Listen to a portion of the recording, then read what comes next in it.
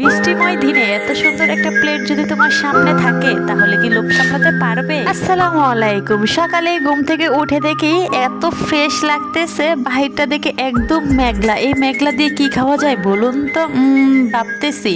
তারপর আমি একটু আকাশটা দেখেই ভাবলাম যে আমার একটু পাখি সোনাদেরকেও দেখে যায়, ওদেরকেও দেখতেছি, ওরা অনেক মনের শান্তিতে রয়েছে। তারপর চিন্তা ভাবনা করে দেখলাম অনেকগুলা সবজি। সব সময় তো খিচুড়ি, ভুনা খিচুড়ি এগুলা খাই, আজকে একটু অন্য টাইপের খাবার চিন্তা করে ভর্তা আইটেমে চলে গেলাম। ভর্তা কে কে পছন্দ করেন কমেন্ট করে বলুন তো। আর এখানে আমি একটা গুপ্তধন দিয়েছি, কি গুপ্তধন পরে দেখাবো। আর এখানে সব সিদ্ধ দিয়েছি, দেখতেছি বাহিরে বৃষ্টি শুরু হয়ে গিয়েছে অলরেডি। তারপর আর কি আমি আমার ভর্তা বানাতে মনোযোগ দিয়ে দিলাম। একটা ভুট্টা মারা একটা আমি বেগুন নিয়েছি, এই বেগুনটাকে কিভাবে সাইজ করব ওইটাই টেনশন করতেছি। বানাবো তো আমি পোড়া বেগুন। আর এখানে আমি গ্যাস সাশ্রয় করতে এখানে আমি একটা গুপ্তধন আর আলু ভাত একসাথে সিদ্ধ করে ফেললাম। কেমন হলো বুদ্ধিটা বলে যাও তো প্রিয়রা?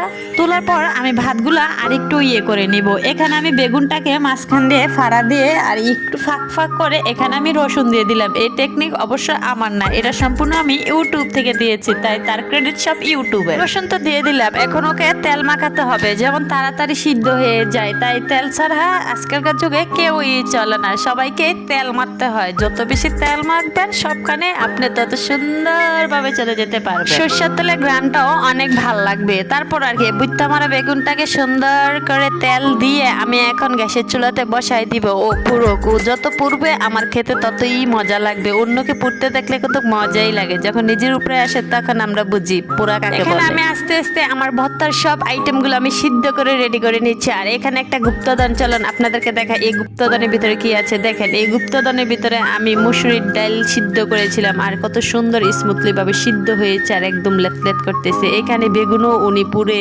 একদম ছাড় হয়ে গেছে। এখানে আমি উল্টায় পাল্টায় বেগুন খেয়ে দেখতেছি যে ও সিদ্ধ হয়েছে কিনা। হাত দিয়ে একটু জাতাতে যখন লেতলেত করবে তখনই বুঝবেন যে বেগুন উনি সিদ্ধ হয়ে গিয়েছে। তারপর এখানে আমি পটলগুলাকে কয়েকটা রসুনের টুকরা দিয়ে আর একটু পানি দিয়ে ওকে আমি ব্লেন্ডার করে নিব। পটলগুলোকে ব্লেন্ডার রেখে দিয়ে এখানে একটু তেল দিয়ে আমি পোড়া মরিচগুলো ভেজে নিব। তারপর একটু তেল দিয়ে আমি এখানে কাঁকরোল আর বটবটি সিদ্ধ করে নিয়েছিলাম এগুলা, আর একটু পেঁয়াজ রসুনের কোয়া দিয়ে এগুলাকে আমি ভেজে আলাদা করে নিব।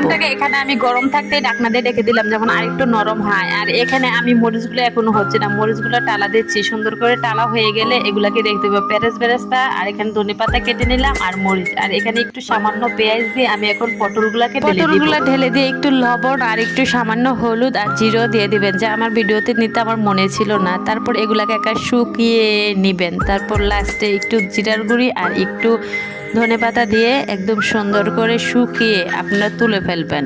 হয়ে যাবে আপনার সুন্দর পটল ভাজা, পটল ভর্তা। প্রথম আমার পটল ভর্তা হয়ে গেল, আর বাকি সবাইকে এখন এখানে নিয়ে নিছে। এখন সবাইকে এক এক করে ভর্তা বানাবো। এখানে আমি আলুর ভর্তা বানাবো। আলুর ভর্তা তো সবাই কম বেশি পারেন না, এই ভর্তাগুলো সবাই কম বেশি পারে, বাট আমি আজকে 8 রকমের ভর্তা বানিয়েছি। যার যার আমার এই ভর্তার ভিডিওটা আজকে ভালো লাগবে প্লিজ প্লিজ প্লিজ একটা করে লাইক দিবেন, আর একটা করে তো কমেন্ট অবশ্যই দিবেন প্লিজ।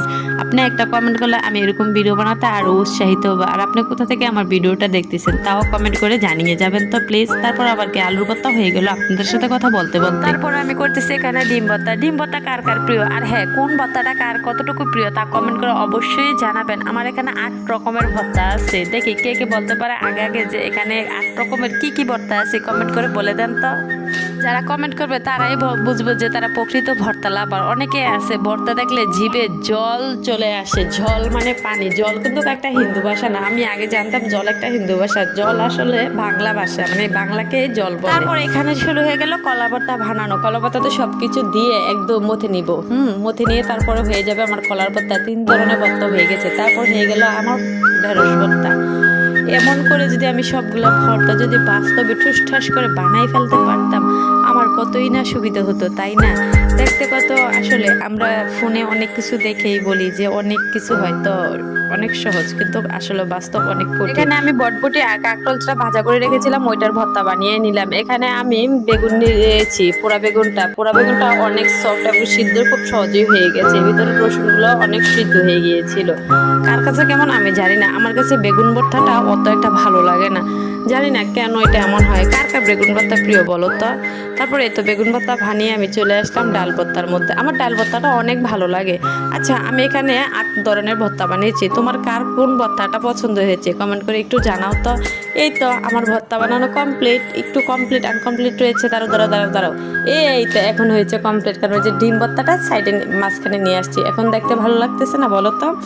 এই দেখো প্লেটও সাজিয়ে নিয়েছি, খাবো এত কষ্ট করে বানিয়েছি, সাজাটা তো একটু দরকারি না। সুন্দর করে সাজালে কিন্তু খেতে অনেক মজা লাগে একটা জিনিস। আর দেখো কত ইয়াম্মি লাগতেছে, কার কার জিভে পানি চলে আসছে কমেন্ট করে জানাও তো। খাবে? চলে আসো আমার বাসায় যদি খেতে চাও এরকম ইয়াম্মি ইয়াম্মি ভর্তা। আর হ্যাঁ, কমেন্ট করে এই জিনিসটা জানাবে কে কে লাস্ট পর্যন্ত আমার এই ভিডিওটা দেখেছো। প্লিজ প্লিজ প্লিজ তোমাদের কাছে অনেক অনেক অনেক রিকোয়েস্ট থাকবে, লাস্ট পর্যন্ত কে কে দেখেছো ভিডিওটা প্লিজ কমেন্ট করে জানাবে। হ্যাঁ, তোমরা কি যে সবাই বুঝেছো যে এখানে কি কি ভর্তা আছে? আমি আরেকবার বলে দিই। ভর্তা, কাঁচকলার ভর্তা, আলুর ভর্তা, তারপরে আছে ডাল ভর্তা, ডিম ভর্তা, কাঁকরোল বটবটি ভর্তা, পটল ভর্তা আর কালা বেগুনের ভর্তা। কোন ভর্তাটা তোমার সবচেয়ে প্রিয় কমেন্ট করে জানাও। আল্লাহ হাফেজ।